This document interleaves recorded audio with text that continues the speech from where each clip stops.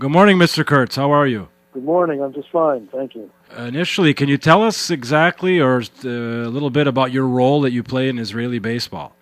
Israeli baseball is run by what's called the IAB, which is the Israel Association of Baseball.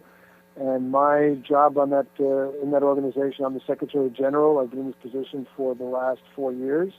We just had new elections now, and I'll be in that position for 2 more years. Can you tell us how old the organization you work for is? Because I think that would shed some light on how established baseball already is in Israel.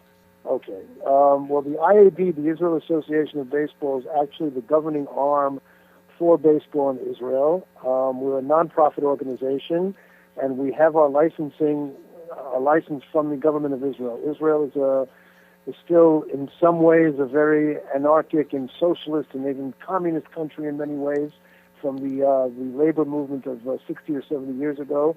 And certainly in the sports area, it's very much of a paternalistic system where the government provides a license for organizations to play in their separate field.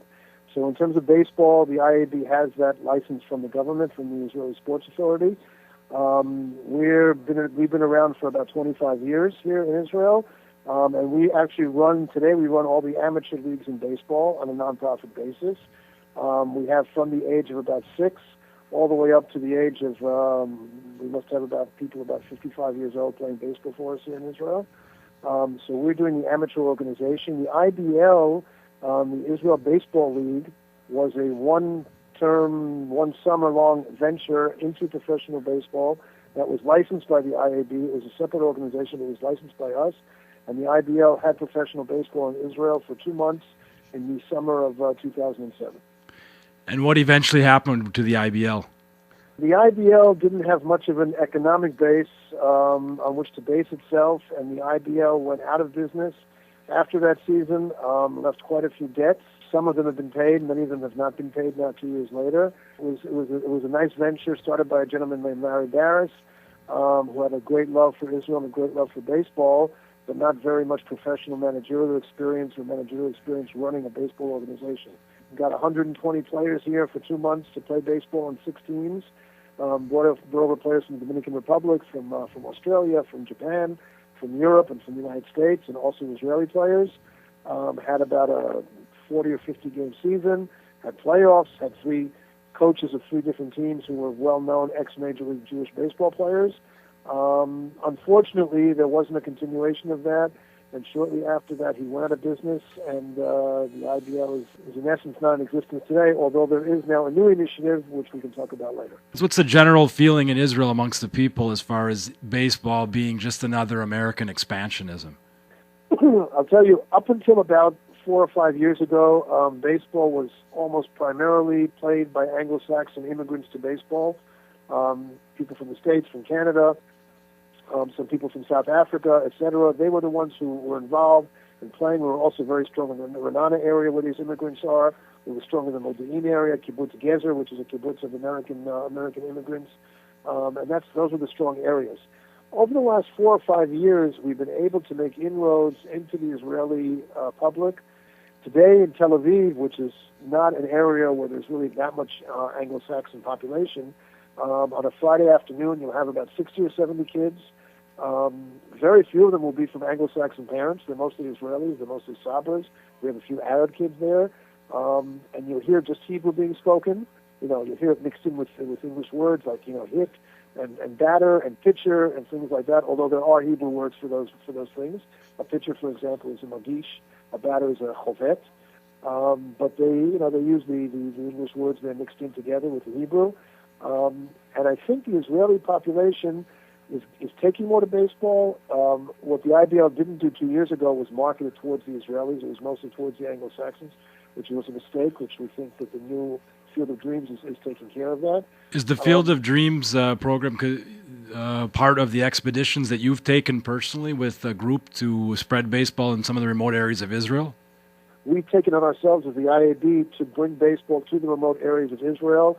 The Field of Dreams has been behind that, as well as a community called Metro West in New Jersey, as well as the Office of Sirvan Shalom here in Israel.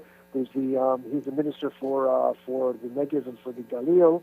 As an example, this past May and June, we had activity in Ofakim, which was an area very close to the Gaza Strip that had a lot of missiles coming into it. We had baseball activity there. We actually had 250 kids coming out for the initial activity. We sent our 10 best coaches there. And then we had a weekly program going on there, sending our coaches there. And I hope we can continue that again after the holidays, because after the holidays you do a lot of these things. So after the holidays we're looking also to make that a weekly program. We also have baseball starting a program in Jaffa, which is not the periphery, but it's outside of Tel Aviv, which is very much of an Arab community, an Arab-Israeli community. And we also had activity last year in Jat, which is an Arab-Israeli town, where we went in there and we had a lot of Arab kids coming out there. That was together with the U.S. Embassy, very much encouraging and giving us backing for that, and going to Jat and setting up a baseball program there. So there was actually planned intention of promoting baseball amongst Arab and Israeli kids. Can you talk about what the philosophy or the vision behind that is? It started about 6 years ago, I believe, 5 or 6 years ago, with the U.S. ambassador at that time, Dan Kurtzer was the U.S. ambassador. He tried to promote that initially together with the Shimon Peres Center for Peace. And we had clinics. We still have clinics once a year in Tel Aviv, where we bring in Jewish kids from Tel Aviv and Arab kids from Jaffa, from the schools there, and we teach them baseball. Again, it's part of our own peace effort to try to integrate the populations, to try to bring more understanding between Arab and Jews in Israel.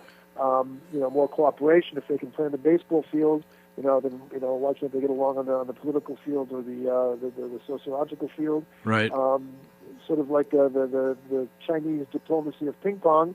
We're trying to bring baseball to have baseball between the Arabs and the Jews. We also had a program, by the way, a couple of years ago in Jordan. I went to Jordan and I was there meeting with the baseball people in Jordan. It's also a very small community of baseball people in Jordan. Also mostly Anglo-Saxon, but some Jordanians. We actually had an umpires clinic where we sent a couple of umpires over to Jordan, and they held a clinic there for a couple of days and taught the umpires over there how to umpire. Can you mention a player who was Israeli-born, who shows a lot of promise, and kind of guide us through the route he would take, rising through the levels? Ideally, he would be recognized by George Steinbrenner Jr., be drafted, and play in the major leagues, right? Or we're a little bit far away from that.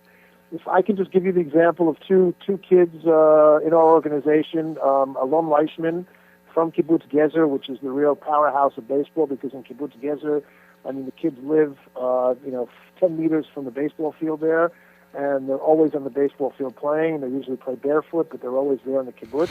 Okay. Gezer is about halfway between Tel Aviv and Jerusalem.